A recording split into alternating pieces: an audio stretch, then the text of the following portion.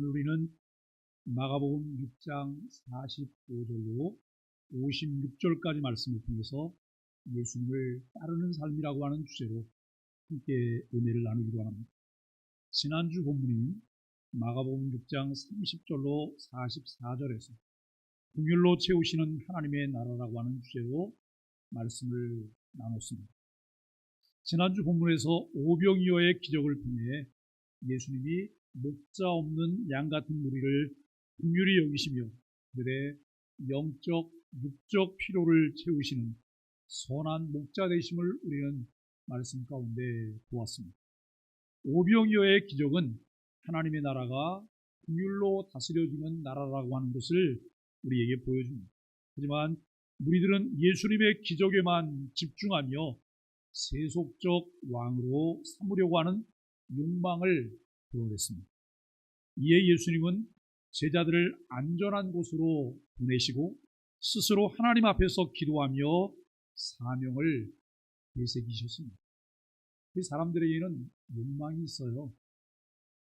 나보다 좀 뛰어나거나 또 신같이 느껴지거나 이런 대상을 만났을 때에는 그를 기대려고 하는 마음이 있어요.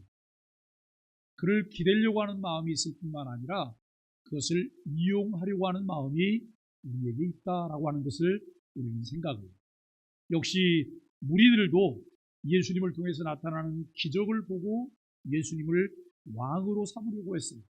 왜냐하면 예수님을 왕으로 삼으면 그 당시에 로마의 압제로부터 그런 박해를 받았고 어려움을 당하고 있는 자신들의 삶을 반전시킬 수 있을지도 모른다고 하는 그런 기대가 그들에게 있었기 때문에 예수님을 왕으로 삼으려고 하죠.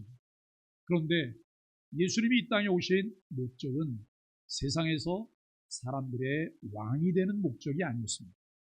예수님이 이 땅에 오신 목적은 섬김을 받는 것도 아니고 섬기기 위해서 자기 자신을 대속물로 주기 위해서 이 땅에 오셨습니다. 이와 같은 것을 알지 못하는 이들은 예수님을 자기들의 욕망을 채우기 위한 어떤 도구로 삼으려고 하는 그런 마음들이 있었습니다. 여러분, 기독교가 일반 다른 종교들과 다른 것이 무엇일까요? 다른 종교는 본인들의 신을 찾아요. 신을 찾아갑니다. 왜요? 자신들의 소원과 욕망을 이루기를 원하는 마음 때문에 신을 찾아요. 그러나 기독교는 하나님이 우리를 찾아오셨어요.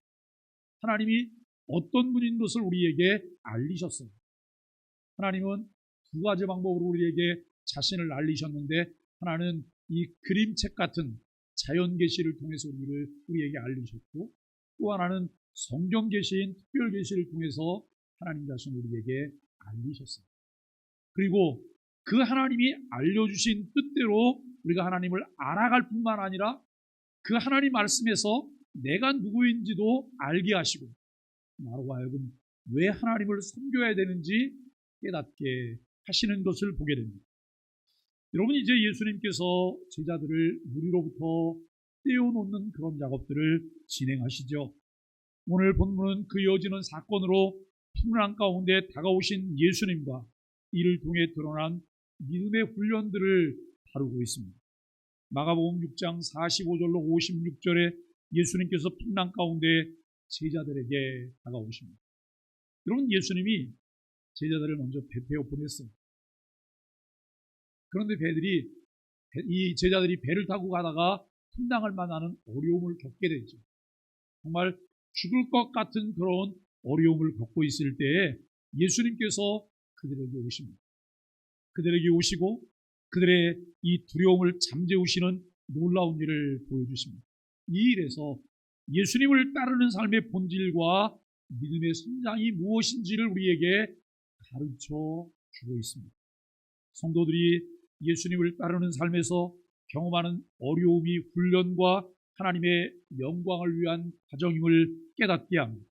성도들이 자신의 연약함과 두려움 속에서도 예수님을 의지하며 담대한 믿음으로 나아가도록 우리를 격려하고 있습니다. 예수님을 따르는 삶이 곧 세상의 긍휼과 사랑을 전하는 삶임을 결단하도록 우리를 돕고 있습니다.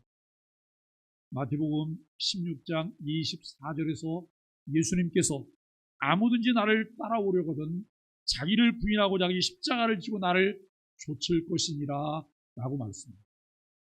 예수님을 믿는 목적, 우리가 교회를 다니는 목적, 그리고 계속해서 교회를 다니는 목적이 무엇인가 하는 것을 우리에게 알게 하고 있습니다.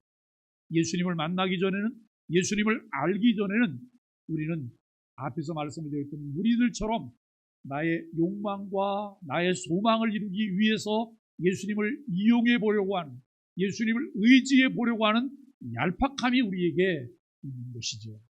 그런데 예수님께서는 아무든지 나를 따라오려거든 그래.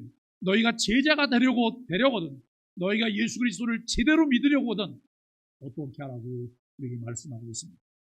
자기 십자가를 지라고, 자기를 부인하라고 우리에게 말씀하고 있습니다. 오늘 본문의 배경과 주요 내용을 함께 살펴봅니다. 첫째, 45절로 48절까지 말씀에서 예수님을 따르는 삶은 고난과 훈련을 포함하고 있다는 것이죠. 예수님은 제자들을 무리로부터 분리하신 뒤에 이 억지로 배를 태워서 베세다로 보내십니다. 이는 무리의 헛된 욕망과 제자들의 영적 교만을 경계하시기 위함입니다. 사실 여러분, 이 제자들도 그 무리들과 별반 다르지 않은 사람들이에요. 단 예수님께 부름을 받아서 예수님 곁에 있는 사람들이라고 하는 거예요. 그런데 무리들은 이 예수님을 따라가면, 예수님이 우리와 함께하면, 예수님을 왕으로 옹립하면 우리의 궁색함을 벗어버릴 수 있을 거라고 하는 이런 기대와 소망이 있었습니다. 그런데 제자들은 예수님이 하시는 일을 보면서 공연히 어깨가 으쓱으쓱해지고 우쭐해지는 그런 영적 교만이 그들에게 있을 수 있다는 거예요. 예수님은 이것을 경계하셨습니다. 하지만 제자들은 곧바로 풍랑을 만납니다. 48절에 보면 여러분, 밤새도록 노를 저었지만 바람이 거세어서 힘겨운 상황에 그들이 처하게 됩니다. 예수님께서는 제자들의 고통을 멀리서 보시고 새벽에 무리로 걸어서 제자들에게 다가가십니다. 예수님은 누구예요? 어떤 분이신데 그분이 무리를 걸어가실까요? 자유주의 신학자들이 말하는 것처럼 여러분, 무리로 실제로 걸어간 것이 아니라 착시 현상에 의해서 여러분, 바다 뚜기를 걸어가고 있는데 무리로 걸어간 것처럼 그렇게 보였을까요? 아니에요. 예수님이 누구신지 그분의 정체를 우리가 명확하게 안다면 이 일을 받아들이고 믿는 것은 결코 어려운 일이 아니에요. 예수님은 하나님의 아들이세요. 예수님은 하나님이십니다. 그분은 전능하신 분이세요. 예수님이 이 땅에 아기로 오셔서 33년간 이 땅에 사셨지만 그분은 단순히 우리와 똑같은 인간만으로 사신 것은 아니에요. 그분에게는 양성이 있었어요. 우리는 인성만, 인간이기 때문에 인성만 있잖아요. 근데 예수님은 인성도 가지시고 뭐도 가지셨다고요? 신성도 가지셨어요. 예수님은 인성도 가지시고 신성도 가지셨어요. 그 예수님이 바람과 바다도 잔잔케 할 수 있고 죽은 자를 살리기도 하고 귀신 들린 자에게서 귀신을 내쫓기도 하고 병든 자를 고치시기도 하실 뿐만 아니라 바다 위로 걸어오실 수도 있으세요. 예수님이 친히 바다 위로 걸어오시는 이 일을 통해서 제자들에게 오셨습니다. 예수님을 따르는 삶은 순탄하지만은 않습니다. 하지만 고난은 결코 버림받았음을 뜻하지 않습니다. 우리는 여러분, 세상 사람들은 이렇게 얘기해요. 무슨 일을 하다가 조금 일이 잘 안 되잖아요. 그러면 재수가 없어서 그래요. 재수가 없어서. 근데 여러분, 어설프게 신앙생활하는 사람들은 살다가 어려운 일을 만나면 뭐라고 말해요? 재수가 없어서, 운이 없어서 그렇게 말하지 않더라고요. 왜냐하면 들은 게 있기 때문에. 그런데 뭐라고 말해요? 이렇게 말해요. 내가 죄를 져서, 내가 잘못한 게 많아서. 정말 그럴까요? 그럴 수도 있어요. 그럴 수도 있어요. 그러나 우리가 여러분 그렇게만 본다면 여러 가지 많은 부분 문제가 있다라고 하는 것을 생각해 보게 됩니다. 오히려 하나님께서 우리를 향한 주의 깊은 사랑과 훈련의 일부라고 하는 사실들을 우리는 기억해야 할 것입니다. 칼빈은 풍랑 속에서도 하나님은 당신의 백성을 잊지 않으신다라고 말합니다. 우리의 연약함을 통해 당신의 영광을 드러내신다라고 말씀하고 있습니다. 여러분, 삶의 풍랑 가운데 하나님께 버림받았다고 느낀 적이 있으신가요? 나는 하나님께 버림받았어. 하나님이 나를 기억하지 않아. 혹시 여러분 이렇게 생각하신 적이 있으실까요? 이렇게 생각을 하신다면 착각은 자유라고 생각하세요. 착각은 자유다. 생각은 내 마음대로 할 수 있지만 그것이 팩트인지는 성경을 통해서 우리가 확인해 봐야 된다라고 합니다. 신앙생활은 감정만으로 할 수 있는 것은 아닙니다. 여러분, 신앙생활은 매우 인격적인 관계 속에서 이루어지는 지적이고 정적이고 의지적인 것이 균형 있게 이루어지는 신앙생활이 우리에게 필요합니다. 우리가 여러분 버림받았다고 느꼈을 때 예수님은 우리를 어떻게 지켜보셨을까요? 예수님은 우리에게 내가 뭘 잘못하면 이런 채찍을 들고 따라다니면서 벌 주시고 징계하시는 분이시죠? 제가 가끔 말씀드리지만 저는 모태신앙이에요. 꾸준히 신앙생활을 계속 해왔어요. 그러다가 결혼하고 자녀를 낳고 자녀를 사랑하면서 제가 하나님 아버지의 마음을 더 많이 이해하고 느끼게 됐어요. 맞아. 하나님 아버지의 마음은 이런 마음이야. 하나님 아버지와 자녀인 나의 관계는 이런 관계야 라고 하는 것을 깨달아 알게 됐어요. 하나님은 공연히 벌 주시는 분이 아니세요. 하나님은 벌 주시기 위해서 여러분 우리 가운데 우리 위에 존재하고 계신 분이 아니세요. 하나님은 우리를 사랑하세요. 우리를 잘 알고 계세요. 늘 우리를 격려하세요. 위로하시고 우리에게 하나님의 자비를 베푸시는 것을 하나님은 서슴지 않으세요. 여러분 그 사실을 믿으십니까? 우리가 그 사실을 믿는 것이 얼마나 중요한지 모릅니다. 두 번째로 49절로 52절에서 예수님을 따르는 삶은 주님의 주권과 은혜를 경험하는 삶입니다. 예수님께서는 무리를 걸어 제자들에게 오시면서 이렇게 말씀하셨어요. 안심하라, 내니 두려워하지 말라. 안심하라, 내니 두려워 말라라고 예수님 말씀하십니다. 여기서 내니라고 하는 말, 내니. 여러분 요한복음이 21장인데요. 요한복음에 여기서 말하는 내니라고 말하는 에고 에임이라고 하는 말이 몇 번 표현돼요. 나는 나다. 나는 이런 사람이다. 나는 이런 사람. 이 부분을 요한복음을 통해서 몇 번 말씀을 하세요. 그런데 여기 낸이라고 하는 표현은 출애굽기 3장 14절에서 하나님의 이름을 나타내는 나는 스스로 있는 자니라를 연상시키며 예수님의 신성을 드러냅니다. 예수님께서 40년 광야에서 양치기를 하던 모세를 찾아가셨어요. 그 모세에게 소명을 주시면서 내 발에 신을 벗으라고 말씀하셨어요. 그런데 여러분 모세는 그 부름에 하나님께서 자신을 부르시고 자기에게 부여하는 사명을 그대로 받아들이기에는 마음이 너무나 힘들었어요. 그래서 이렇게 물었어요. 사람들이 이스라엘 백성들이 히브리 민족이 누가 너를 보냈냐라고 물으면 내가 뭐라고 대답해야 돼요? 라고 물어요. 그때 하나님께서 말씀하세요. 나는 스스로 있는 자입니다. 여호와가 보내서 왔다고 해라 라고 말씀합니다.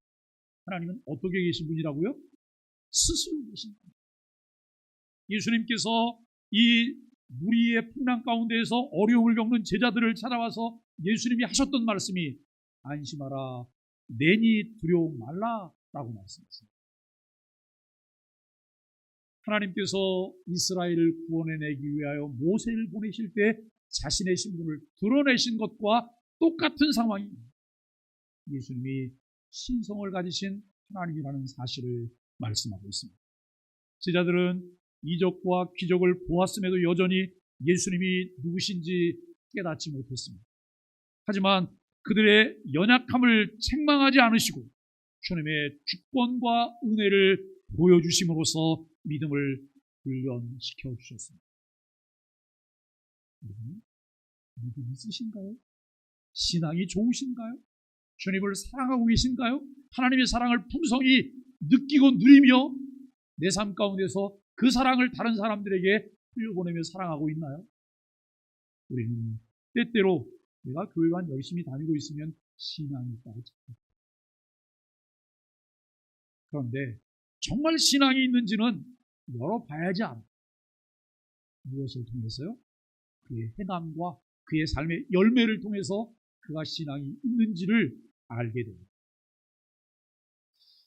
제자들에게 하나님의 주권을, 주님의 주권을 여실히 보여주세요. 이 주권이라는 게 뭐예요?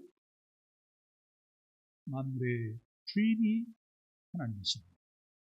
모든 것을 다스리시는 이가 예수 그리스도시라는 것. 그분이 가지신 주권과 그분을 통해서 흘러넘치는 한량없는 그 거둬주시는 은혜를 통해서 믿음의 훈련을 시키세요.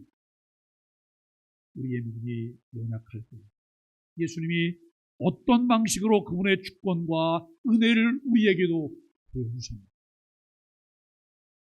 세 번째, 53절로 56절입니다. 예수님을 따르는 삶은 공일과 사랑으로 세상을 섬기는 삶입니다. 게네사렛에 도착하신 예수님은 곧 병자를 고치셨습니다.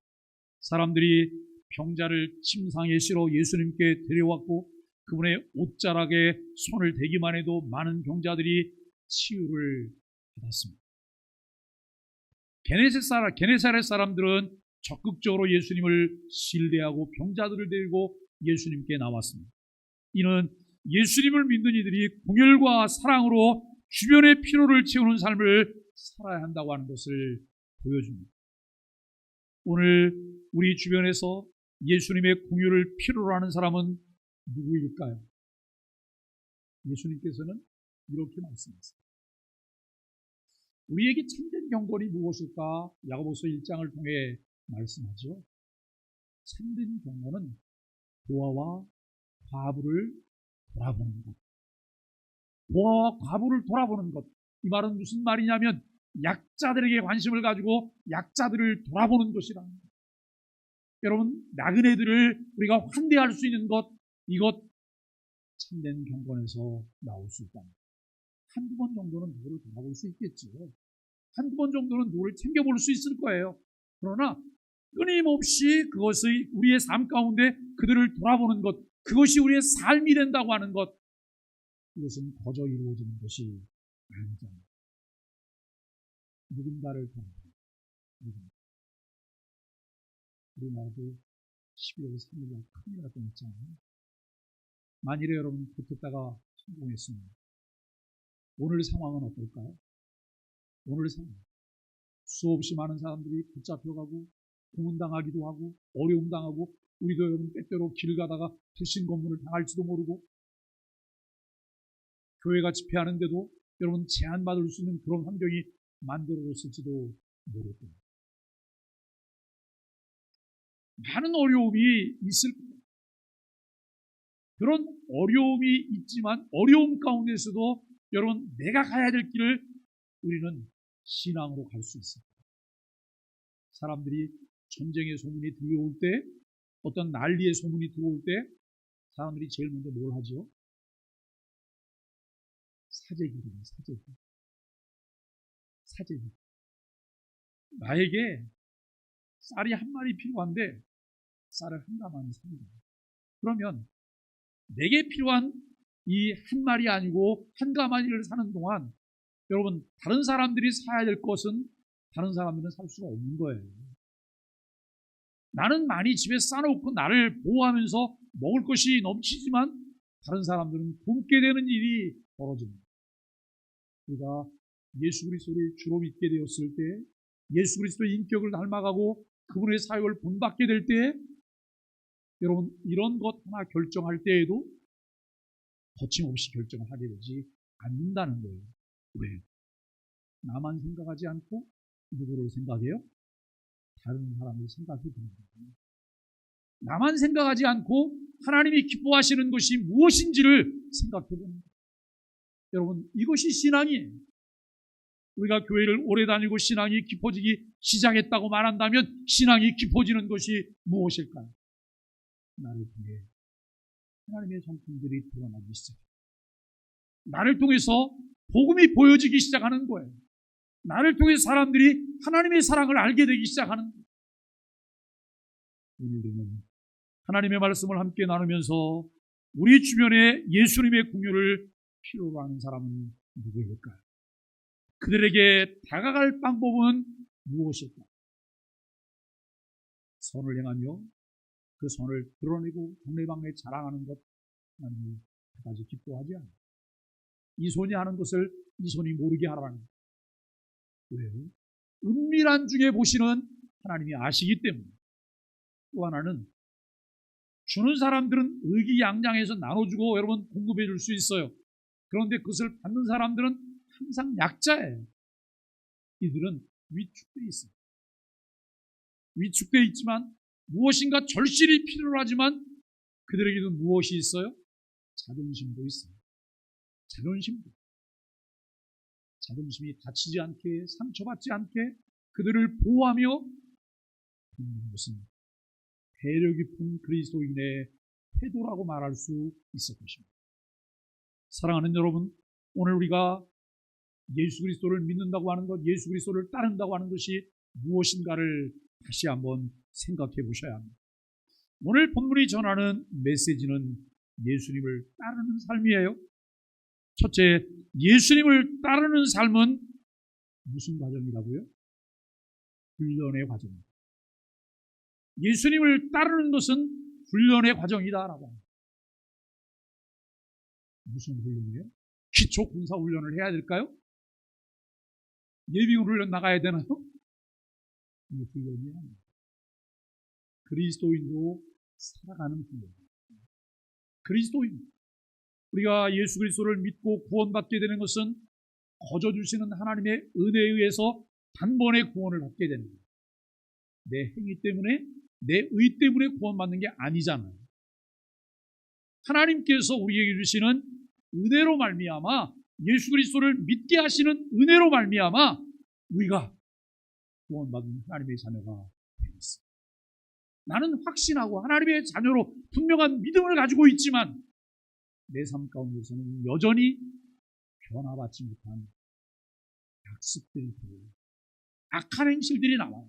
나쁜 생각도 합니다. 이기적인 생각도 합니다. 그리고 여러분, 우리가 나쁜 말도 거침없이 다 천사 같은데 화났을 때 보면 6등자가 나와요.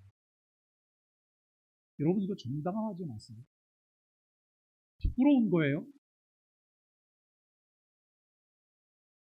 거칠게 화가 났을 때 아무 말이나 다 쏘는. 왜요? 이게 내 안에 아직 있기 때문에. 내 안에 있기 때문에. 그런데 예수 그리스도를 주로 믿고 난 후에 이 훈련 과정을 통해서 점진적 성화의 길로 걸어가게 될 때 점점 우리 안에 있는 죄의 찢기와 오염들은 사라지기 시작합니다. 이것이 여러분 바닥이 났어요. 화가 났을 때에도 바닥이 났기 때문에 그것이 내 마음에 들어있지 않기 때문에 나올 수 있는 게 없어요. 여기까지 가야 되는 거죠. 이것 때문에 구원받는 게 아니에요. 이미 구원은 무엇으로 받았어요? 은혜로. 믿음으로 구원받았어요. 이거는 예수님을 닮아가는 삶이 삽니다. 예수님을 닮아가는 삶은 우리가 이 땅을 사는 동안 내 안에 이미 이루어진 천국을 누리는 삶이기도 해요. 이 천국을 누리는 삶을 살 때 우리 마음 가운데 여러분 세상이 줄 수 없는 기쁨이 있어요. 희열이 있어요. 그 은혜가 차고 넘쳐. 이것이 예수 그리스도를 따르고 예수 그리스도를 믿는 것의 묘미고 비밀이에요. 여러분, 그런데 이 사실을 알지 못한다면 신앙생활은 고단해요. 왜요? 무엇인가 예수님을 이용해서 내가 뭘 얻기를 원하고 복도 받기를 원하고 내 자식들도 잘 되기를 원하고 뭔가 이루어지기를 바라는데 이루어지는 것은 눈에 가시적으로 잘 보이지 않는 것 같아요. 그렇기 때문에 실망하기도 하고 쉽게 내려놓기도 하고 쉽게 포기해요. 그러나 그것이 예수 믿는 것의 진수가 아니라는 거예요. 풍랑은 단순한 고난이 아니라 예수님의 주권과 능력을 깨닫도록 훈련받는 과정입니다. 하나님은 우리를 훈련시키기 위해 때로 고난의 풍랑 가운데로 우리를 보내시기도 합니다. 두 번째, 예수님을 따르는 삶은 믿음의 성장을 요구합니다. 제자들은 많은 기적을 경험했지만 여전히 믿음이 연약했습니다. 하지만 예수님은 그들의 부족함 속에서도 끊임없이 자신을 계시하시며 믿음을 성장시키셨습니다. 예수님 3년간 제자들과 함께 동고동락했어요. 같이 사셨어요. 같이 먹었어요. 같이 모든 것을 행하셨어요. 예수님의 사역들을 통해서 그분의 하나님 되심을 분명히 드러내셨어요. 그러나 예수님이 십자가에 못 박힐 때 제자들이 취했던 행동은 무엇이었습니까? 다 도망쳤잖아요. 무서워서 도망갔잖아요. 예수님 실패하셨죠? 예수님께서 부활하시고 예수님은 11차례 정도 제자들과 사람들 가운데 나타나셨어요. 부활의 확신을 갖게 하시고 그들로 하여금 예수님께서 가르치시며 그들을 인도했던 사명에 대한 일깨움을 주셨어요. 그리고 그들 가운데 성령님을 보내셔서 이들이 정말 참된 가치를 따라 어떻게 살아야 될 것을 깨닫게 하시는 일들을 진행하셨어요. 여러분, 예수님의 본래 부름을 받았던 12 제자 중에 가룟 유다만 예수님을 배신하고 그는 자결을 했죠. 그런데 나머지 11제자는 어떻게 삶을 살았어요? 그들은 그리스도를 위하여 자기 생명을 내어놨어요. 순교를 마다하지 않고 주님 걸어가신 그 길, 예수님을 따르는 십자가의 길을 걸어갔다는 사실을 알고 예수님은 한 번도 그들에게 그것을 강요하지 않으셨어요. 억지로 하게 하지 않으셨어요. 예수님을 통해서 그들 안에 있는 성령님을 통해 깨달음을 얻게 되고 그들이 능동적으로 자발적으로 헌신하며 복음을 위한 삶을 살았던 것을 알게 됩니다. 사랑하는 여러분, 예수님은 제자들이 부족함에도 불구하고 그들이 끊임없이 그들을 격려하셨습니다. 세 번째는 예수님을 따르는 삶은 세상 속에서 공율과 사랑을 전하는 삶입니다. 예수를 믿는 것과 공율을 행하는 것, 예수님 안에서 성장하는 것과 공율을 행하는 것, 이것은 뗄래야 뗄 수 없는 관계라는 사실들을 우리가 알게 된답니다. 성경의 가르침을 우리가 정상적으로 쫓아가면서 하나님 말씀이 내 안에 잘 각인이 되면 이 사람이 어떻게 변화될 것이라고 하는 것은 예측 가능합니다. 어떤 사람이 돼야 될 수 있다고 하는 것, 이것은 예측 가능합니다. 성경에서는 그 길을 우리에게 보여주고 있기 때문에 성경에서 그 답을 우리가 찾을 수 있기 때문에 그렇습니다. 게네사렛 사람들을 적극적으로 병자들을 예수님께 데려왔습니다. 예수님은 모든 병자를 치유하셨습니다. 우리도 예수님의 공혈과 사랑을 본받아 세상을 섬겨야 합니다. 어수선하죠. 우리나라가 어수선합니다. 이때 우리가 해야 될 것은 무엇일까? 하나님의 뜻을 구하는 것. 하나님께 기도하는 일들이 어떻게 하면 우리가 정도로 진리편에 설 것인가를 객관적으로 이 부분을 확인하는 일들이 필요해요. 그리고 그들을 함께 걸어갈 수 있어야 된다는 것. 그저 내 눈앞에 있는 이익 때문에 진리에 반하는 행동이 아니라 영원한 것을 위해서 다른 것을, 때로는 고난을 당하고 고초를 당한다 할지라도 다른 것을 선택할 수 있는 그런 용기가 우리에게 필요합니다. 오늘 본문이 우리에게 주시는 교훈을 어떻게 우리의 삶에 적용할 수 있을까요? 저는 풍랑 속에서도 예수님을 신뢰하라라고 말합니다. 삶의 고난과 어려움 속에서도 예수님은 우리를 지켜보시며 우리를 향해 다가오신다는 사실을 믿으시나요? 그냥 생각 속의 예수님인가요? 아니면 실제 실존하시는 예수님께서 오늘 하나님 보좌 우편에서 우리를 위해서 기도하실 뿐만 아니라 만왕의 왕으로 모든 것을 다스리시는 사실을 믿으시고 우리 안에 내주에 계신 성령님을 통해 역사하신다는 사실을 분명히 믿으십니까? 이 사실을 믿는 것이 우리에게 필요합니다. 우리의 인생에서 풍랑과 같은 어려움이 무엇입니까? 어려움 속에서 예수님을 신뢰하고 있습니까? 번째는 믿음의 성장을 위해서 노력해야 합니다. 믿음은 단번에 완성되지 않아요. 뻥튀기가 아닙니다. 말씀과 기도, 예배를 통해 반복적으로 훈련받으며 성장해야 합니다. 여러분, 왜 우리가 신앙생활을 하면 교회의 가르침을 통해서 교회 공적인 예배 모임과 성경 공부 모임들에 우리가 성실하게 참여를 해야 될까요? 영적 성장을 위해서 필요합니다. 저는 가끔 그래서 이렇게 말씀합니다. 학생처럼 참여하십시오. 학교에 가서 오전 예배만 하고 오후 예배 해야 되는데, 오후 수업 해야 되는데, 그럼 밥 먹고 그냥 가방 들고 집으로 가버려요. 과연 좋은 학생이라고 말할 수 있을까요? 교회는 끊임없이 매일 아침 여러분 영상 묵상을 함께 하도록 영상 묵상을 만들어서 유튜브를 통해 제공하고 있습니다. 그냥 그것도 들쑥날쑥 아무데나 하는 게 아니에요. 모든 성경을 차례대로 천천히 성경을 잘 해석해서 여러분 제공하고 있습니다. 우리가 그것을 꾸준히 해야 될 이유가 무엇입니까? 우리들의 성장을 위해서, 신앙의 성장을 위해서 여러분 그 일이 필요하다는 겁니다. 매일 아침 함께 묵상하고 있는 소망의 아침에 꾸준히 계속 참여해서 그 말씀에서 답을 찾고 삶에 적용하며 실천해야 합니다. 요즘 우리는 잠언을 함께 나누고 있어요. 그냥 평상시 잠언 좋다 그러잖아요. 잠언을 이번에 묵상하면서 또 한 번 정말 좋다. 정말 좋구나. 네? 이 잠언이 이런 일에서 너무나 좋구나라고 하는 것을 깨닫게 돼요. 여러분, 너무 좋다고 옆에서 말을 하는데 내가 먹어봐야 맛을 알죠. 먹어봐야 맛을 알죠. 주일마다 교회에서 아침 묵상에 관한 이야기를 하고 있는데 그것은 나와 전혀 관계가 없는 거예요. 교회와 정서가 같을 수 있어요.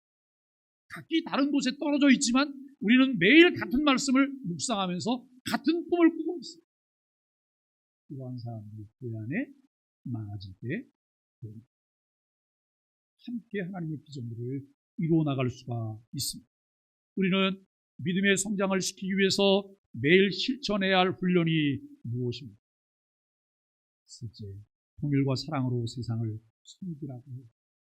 예수님은 통일로 사람들의 필요를 채우셨습니다. 우리도 예수님의 사랑을 본받아서 주변 사람들에게 영적, 육적 양식을 나눠줘야 합니다. 오늘 우리가 공율과 사랑으로 섬길 수 있는 사람은 누구입니까? 구체적으로 어떤 방법으로 섬길 수 있겠습니까? 오늘 교회를 들어오시다 보니까 이 4층의 풍경이 좀 다르죠? 꾸러미를 많이 만들어 놨어요. 그죠? 선물꾸러미 600개를 만들어 놨는데 오늘 오후에 다문화 사람 600명이 교회에 오게 될 거예요. 그들이 모여서 다문화 성탄 축제를 나그네들이잖아요. 나그네들이 이 나그네로 온 여러분 이 한국 땅에서 그들이 하나님을 찬양할 수 있고 함께 모일 수 있다고 하는 것은 정말 기적 같은 일이에요. 안산에 10만 명의 여러분 참 이 다문화인들이 있지만 600명이 모인다고 하면 정말 미미한 숫자입니다. 아주 미약한 존재지만 이 600명에게 복음이 증거될 수 있고 600명이 하나님을 알아간다고 하는 사실은 전 세계 여러 나라에 굉장한 폭발력을 가질 수 있는 우리가 그들을 훈계하고 환영하고 그들과 함께 할 수 있다고 하는 것은 얼마나 귀한 일인지. 우리 소망의 교회가 여러분 매년 여러 가지 다양한 사역들을 통해서 어떻게 소외된 이웃들을 돌아볼까, 찾아온 나그네들을 우리가 돌아볼까? 이 부분들을 함께 나눌 수 있게 되기를 바랍니다. 믿음의 실체는 인생의 어두운 골짜기를 지날 때 드러납니다. 인생에서 깊은 동굴이나 긴 터널을 경험할 때는 주님과의 결속이 약해지기 쉽습니다. 그로 인해 방향성을 잃기도 하고 밀려오는 파도에 힘이 휩쓸려서 휘청거리기도 합니다. 삶의 중심을 바로잡는 길은 예수님을 바로 알고 예수님과 친밀함을 회복하는 길입니다. 예수님을 사랑하고 그분을 깊이 의지할 때 인생의 안전과 평안을 경험하게 됩니다. 그리고 기적의 능력을 끝없이 맛보게 될 것입니다. 오늘 말씀을 통해 무엇을 결단하시겠습니까? 풍랑 속에서도 예수님을 신뢰하기로 결단하십시오. 믿음의 성장을 위해 날마다 말씀과 기도로 훈련받기를 결단하십시오. 긍휼과 사랑으로 세상을 섬기기를 결단하십시오. 오늘 말씀을 통해 예수님을 따르는 삶이 무엇인지를 깊이 묵상하셨기를 바랍니다. 이제 여러분 각자도 결단할 때입니다. 풍랑 속에서도 신뢰하고 지금 우리의 삶에 찾아온 어려움과 고난 속에서도 예수님께서 우리를 지켜보시고 계시며 다가오셔서 말씀하십니다. 안심하라. 내니 두려워 말라라고 말씀하십니다. 그분의 주권과 사랑을 신뢰하며 그분께 염려를 맡기십시오. 믿음을 성장시키시게 되길 바랍니다. 믿음은 반복적인 훈련을 통해 자라납니다. 말씀을 읽고 기도로 하나님 앞에 나아가며 예배 가운데 하나님의 은혜를 경험하십시오. 오늘부터 믿음의 여정을 위해 한 가지 실천을 결단하십시오. 사랑과 긍휼로 세상을 섬겨야 합니다. 게네사렛 사람처럼 주변에 도움이 필요한 사람들에게 예수님의 긍휼과 사랑을 전하십시오. 여러분이 작은 행동으로 베푸는 긍휼이 하나님의 나라를 확장하는 씨앗이 될 것입니다. 사랑하는 소망의 가족들, 이제 예수님을 바라보십시오. 그분은 사랑의 주님이시고 능력의 주님이십니다. 사랑만 있고 능력이 없다면 내 문제를 해결해 주실 수가 없습니다. 능력이 있어도 나를 사랑하시지 않는다면 예수님은 나와 아무런 상관이 없는 분입니다. 그러나 능력의 주님이 나를 사랑하시고 풍랑이를 걸어서 내게로 다가오십니다. 풍랑이에 서 계신 주님, 문제 위에 서 계신 주님, 나의 모든 문제보다 크신 주님이 내 삶에 찾아오셨습니다. 그러니 이제는 안심하고 그분께 삶을 맡기십시오. 예수님은 풍랑 가운데 제자들에게 다가오셨고 그들을 안심시키며 하나님의 주권과 긍휼을 나타내셨습니다.